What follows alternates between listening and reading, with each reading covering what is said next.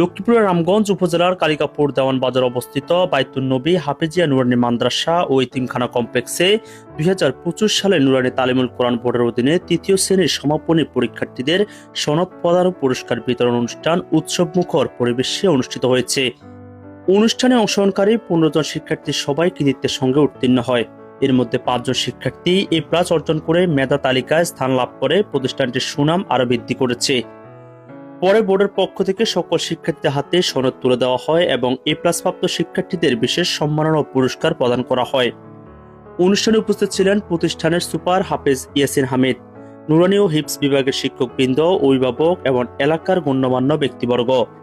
শিক্ষার্থী অভিভাবকদের উপস্থিতিতে পুরো আয়োজনটি আনন্দঘন প্রাণবন্ত পরিবেশে সম্পন্ন হয়। প্রতিষ্ঠান সূত্রে জানা যায়, ১৯৮৮ সাল থেকে বাইতুন নবী হাফেজিয়া নুরানী মাদ্রাসা ও ইতিমখানা কমপ্লেক্স সুনামের সঙ্গে দিনী শিক্ষা কার্যক্রম পরিচালনা করে আসছে।